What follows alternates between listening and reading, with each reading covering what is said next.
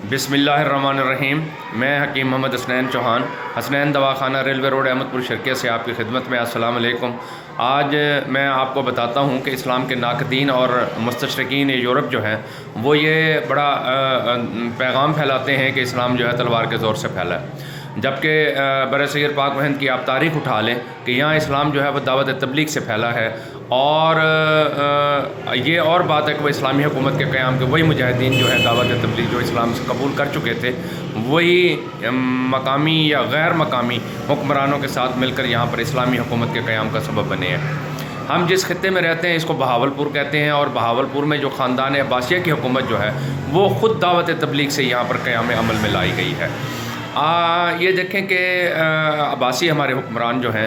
وہ بغداد سے Hulagu Khan کی خون ریزی کے بعد جو ہے کچھ بکھر کر کچھ جو ہے وہ سندھ میں آئے، تو سیون شریف کے مقام پر انہوں نے وہاں پر جو ہے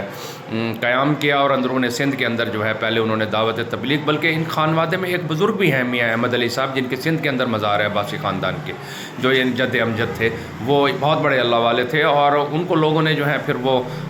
کچھ اپنی جاگیریں بھی عطا کیں، اپنی زمینیں عطا کیں بحیثیت پیر کے، تو وہاں پر انہوں نے اپنا جاگیردارہ نظام کرتے کرتے سندھ کے اندر جو ہے اپنی اسلامی حکومت کا قیام عمل میں لے کر آئے۔ اور یہ دیکھیں کہ کلہوڑا اور داؤد پوتا کی آپس میں لڑائی جھگڑوں کی وجہ سے داؤد پوتا کے صاحبزادے کے خاندان کے جو ہیں وہ تقریباً کوئی 84 کے قریب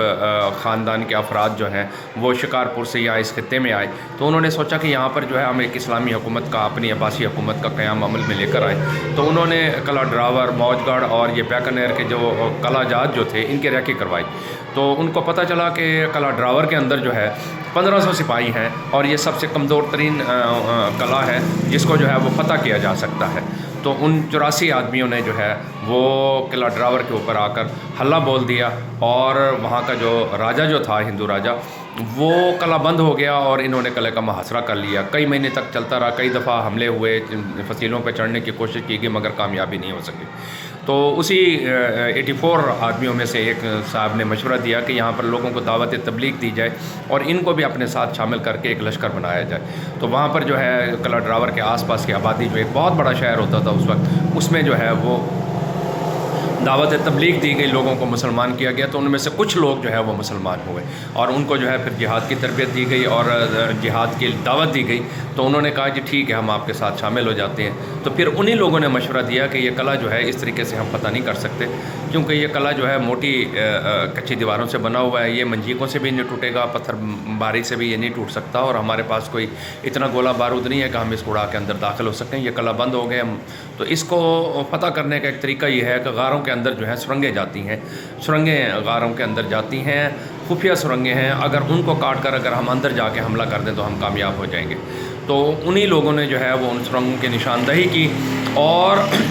نشاندہی کرنے کے بعد ان سرنگوں کو کاٹ کر قلعے کے اندر جو ہے صبح سویرے جا کر جو ہے وہ حملہ کیا گیا، صبح سویرے اچانک حملے سے راجہ جو ہے وہ بکھلا گیا، وہ خود دوسری سرنگ سے بھاگ گیا، اور ان کے جو 1500 جو سپاہی جو تھے وہ بھی ایسی ہڑبونگ مچی کہ کچھ ان میں مارے گئے، اور کچھ جو ہے وہ سرنگوں کے ذریعے غاروں سے نکل کے وہاں سے بھاگ گئے، تو اس طریقے سے جو ہے یہ قلعہ ڈراور جو ہے یہ فتح ہوا، جس کی بیسیکلی وجہ جو ہے وہ دعوت تبلیغ اور وہاں کے مقامی لوگوں کا جو ہے وہ ساتھ دینا تھا۔ تو سردار جند وڈا خان صاحب جو اس عباسی قبیلے کے جو سردار تھے، 84 آدمیوں کے خاندان کے جو افراد تھے، وہ فتح محمد عباسی اول کے نام سے جو ہے وہ یہاں پر پہلے حکمران بنے، اور قلعے کا انتظام اور شہر کا انتظام بہتر کرنے کے بعد انہوں نے پھر ان مجاہدین ساتھیوں کو بلایا، ان میں سے 4 مجاہدین فوت بھی ہوئے تھے جن کے مزار جو ہے قلعے کے اندر فصیل کی دیوار کے ساتھ ہیں، وہ بھی وہی مجاہدین اسلام تھے جو اس قلعے کی فتح کے دوران جو ہے وہ شہید ہو گئے تھے۔ تو نواب فتح محمد عباسی خاندان نے، عباسی صاحب جو پہلے حکمران ریاست بہاولپور کے بنے، یہاں پر ایک بہاولپور عباسی حکومت کا قیام عمل میں آیا، تو نواب فتح محمد خان اول عباسی نے ان ڈراوری لوگوں کو بلایا اور ان کو کہا کہ بھئی آپ کو میں کیا انعام دوں، تو انہوں نے کہا کہ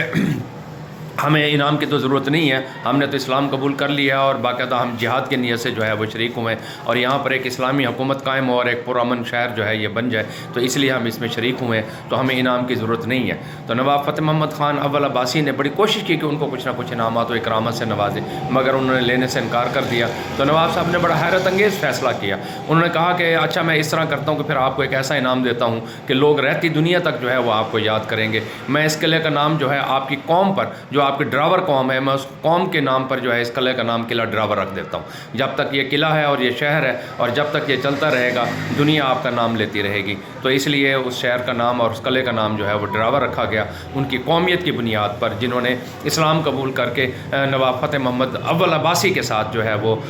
جنگ میں حصہ لیا اور قلعہ ڈراور جو ہے وہ فتح ہوا۔ تو یہ قلعہ ڈراور جو ہے یہ ان کی قومیت کے نام پر جو ہے وہ ڈراور رکھا گیا۔ آج لوگ جو ہے ان کو یاد کرتی ہے، مگر لوگوں کو یہ نہیں پتا کہ اس ڈراور رکھنے کا جو اصل جو پیچھے محرک جو تھا وہ مجاہدین ساتھی تھے، اور وہ ڈراور قوم کے وہ لوگ تھے جو قلعہ ڈراور کو فتح کرنے میں نواب فتح محمد خان عباسی کی حمایت کی، اور قلعہ ڈراور جو ہے وہ فتح ہوا، اور یہاں پر ایک اسلامی حکومت عباسی حکومت کا قیام عمل میں آیا، اور خاندان عباسیہ نے 250 سال تک اس خطے میں جس طریقے سے امن و امان کے ساتھ اور ایک اسلامی حکومت کا قیام کیا، آج بھی نواب صادق محمد خان پنجم عباسی کو دنیا یاد کرتی ہے۔ السلام علیکم ورحمۃ اللہ وبرکاتہ۔